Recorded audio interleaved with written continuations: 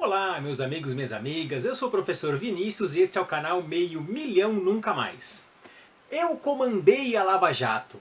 Esta frase foi dita pelo ex-ministro Sérgio Moro numa recente entrevista que ele deu ao programa do Flow Podcast, nessa semana aqui ainda. O que isso tem a ver? Isso vai ser o tema do nosso vídeo. Mas antes de eu falar um pouco sobre esta frase dita pelo ex-ministro e ex-juiz Sérgio Moro, dê um like aí nesse vídeo, compartilhe o nosso conteúdo com os seus colegas, seus amigos. Se não for inscrito, se inscreva no nosso canal para que a nossa mensagem possa chegar ao mais distante, ao mais longe possível. Bom, qual que é o problema desta frase dita pelo ex-juiz Sérgio Moro?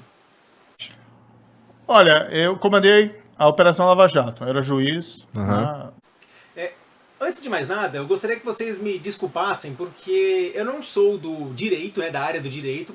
Se eu disser alguma bobeira aqui, algo que não condiz com a realidade, vocês podem aí colocar no comentário. Professor, você falou alguma coisa assim, assim, assado, que não é muito bem. A gente faz aqui um vídeo corrigindo sem problema nenhum. Mas o que eu entendo de força-tarefa, ela funciona mais ou menos assim.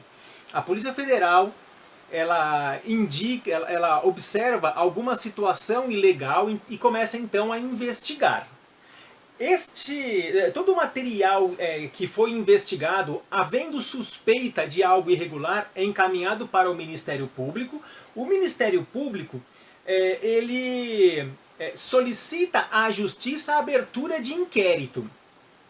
E após esta abertura de inquérito que é feita, promotores começam então um processo de investigação, né, para tentar aí encaminhar à justiça.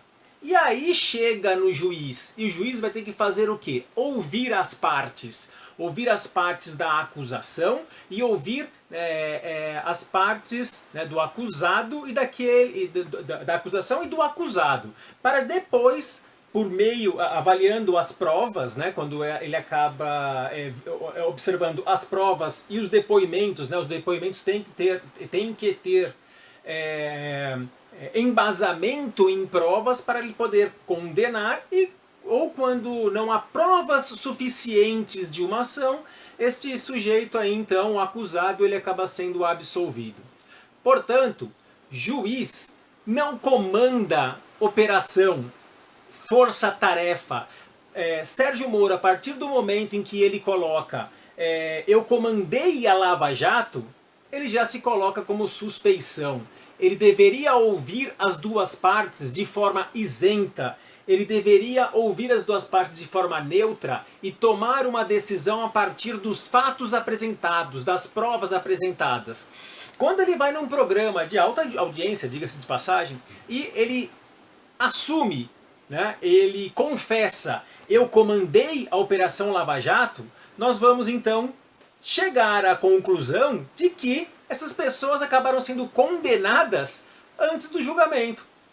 Como que um juiz, que tem que ser isento, que tem que ser neutro, ele comanda uma operação, ele comanda uma força-tarefa? É importante salientar neste vídeo que assim, o combate à corrupção, ele tem que acontecer dia e noite. Qualquer suspeita de corrupção tem que ser investigada e os corruptos têm que ser presos, mas os corruptos eles têm que ser presos quando há provas de que eles sejam presos. Eu estou aqui passando a mão na cabeça de corrupto? Não! Eu estou colocando que quando o devido processo legal ele não é trabalhado de uma forma que você consiga levar à cadeia aqueles corruptos, isso acaba acontecendo o que aconteceu, por exemplo, com a Lava Jato. Né? Pessoas que talvez sejam de fato corruptas acabam ficando soltas porque o processo ele foi comandado de forma extremamente porca. Neste caso, o que aconteceu exclusivamente na Lava Jato? Nós tínhamos um juiz que estava em conluio com os promotores, e não sou eu que estou dizendo, né? O Intercept Brasil ele deixou isso bastante claro quando veio a público as transcrições de conversa que Sérgio Moro teve com o promotor do caso, o Deltan Dallagnol. Ocorreram diversas condenações, dentre elas a do presidente Lula, que foi preso. Só que diversas condenações, se não me engano 8, foram revertidas por causa desse tipo de processo porco que foi conduzido pelo juiz, o Sérgio Moro, que depois acabou sendo ministro. Ele colocou na cadeia um candidato à presidência da República, que foi impedido de concorrer à presidência. Isso abriu o espaço para que, o Bolsonaro ele conseguisse ser eleito, e aconteceu esse desastre, né, que aconteceu nesses últimos 3 anos e meio, né, nesses últimos 4 anos em que o Bolsonaro está governando, né, 620 mil pessoas mortas pela Covid, o negacionismo que invadiu aí a nossa sociedade. E é interessante nós notarmos isso, né? Em 1989 aconteceu uma eleição para presidente e o candidato da época, Fernando Collor, ele tinha um viés voltado para a questão da pátria, da família, né, da religião, contra o comunismo. Algo bastante semelhante, né? E nós vimos o fim que aconteceu, o fim que deu isso, né? Ele não conseguiu concluir o mandato. Depois o Brasil, né, os brasileiros começaram a entender, né, a ter uma certa maturidade democrática, acabaram elegendo, depois disso, um ateu, Fernando Henrique Cardoso, acabaram elegendo um operário, o Luiz Inácio Lula da Silva, elegeram uma mulher, a Dilma Rousseff. Depois veio essa reação conservadora que a Lava Jato ela ajudou muito, né, a inculcar na cabeça aí de muitas pessoas. Ocorreu a politização da justiça e acabou dando no que dando, né? No final das contas, o Deltan Dallagnol ele saiu, né, do Ministério Público, o Sérgio Moro ele saiu ele deixou o seu cargo, exonerou o cargo de juiz para ser ministro de Estado e hoje é declaradamente um presidente candidato a presidente da República. Quer dizer, são pessoas utilizando o cargo que lhe é conferido por concurso público, né?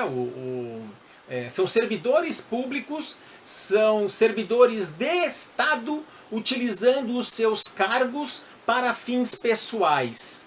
Eu espero realmente que isso termine aqui, né? Que esse seja o último ano de insanidade política que nós estamos tendo, né? Espero que a partir de 2022, das eleições de 2022, nós possamos voltar a essa normalidade e maturidade democrática que até então o povo brasileiro demonstrou, né, nas eleições passadas.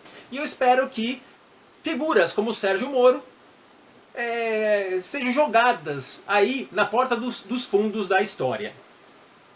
Eu sou o professor Vinícius, muito obrigado por assistir esse vídeo até o final. Semana que vem estamos aqui novamente.